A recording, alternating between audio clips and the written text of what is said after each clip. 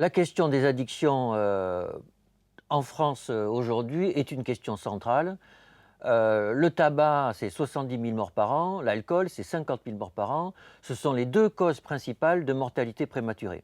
Donc aujourd'hui, les problèmes de santé publique en France, c'est alcool et tabac, ce sont des problèmes d'addiction. Or, ces addictions commencent à l'adolescence. Donc cette question est une question complètement essentielle. Alors, d'abord, il faut être clair sur qu'est-ce qu'une addiction et qu'est-ce qui n'en est pas une. Heu, dans la vie, il y a des choses dont nous sommes dépendants. Nous sommes dépendants de l'air que nous respirons, nous sommes dépendants de la nourriture que nous mangeons, nous sommes dépendants de l'amour que nous recevons des autres et tout ça, nous en sommes dépendants, mais ce n'est pas des addictions. Alors, il y a par contre des substances qui ont des propriétés pharmacologiques très particulières, c'est-à-dire qui agissent sur le cerveau d'une façon très particulière et qui font que, en général, elles procurent du plaisir. Pas forcément. Par exemple, le tabac ne procure pas tant de plaisir que ça. Donc, en général, ça procure du plaisir. Donc, on a une certaine appétence, on aime cette substance, et puis une fois qu'on a mis la main dedans, eh ben, c'est fini, on ne peut plus s'en passer. Alors, quand c'est un petit peu, ça va. Donc, vous avez des personnes qui fument, qui ont du mal à s'arrêter, mais qui vont fumer 1, 2, 3 cigarettes par jour. Ce n'est pas trop un problème. Et puis, vous en avez chez qui ça va être 1 paquet, 2 paquets par jour, avec une impossibilité absolue de s'arrêter.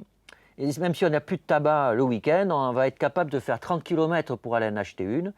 Et là, là, on appelle ça une addiction. C'est quand la substance envahit la vie de l'individu, qu'il n'est plus libre par rapport à la substance. Alors, il y a une fragilité par rapport à ça. Nous sommes inégaux.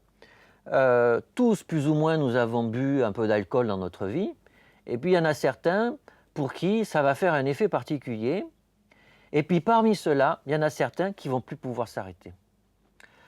Alors, donc il y a une petite partie des êtres humains qui ont vraiment un problème lié aux drogues. Alors, comment s'en sortir une fois qu'on est là-dedans? C'est très difficile. Il faut se faire aider absolument.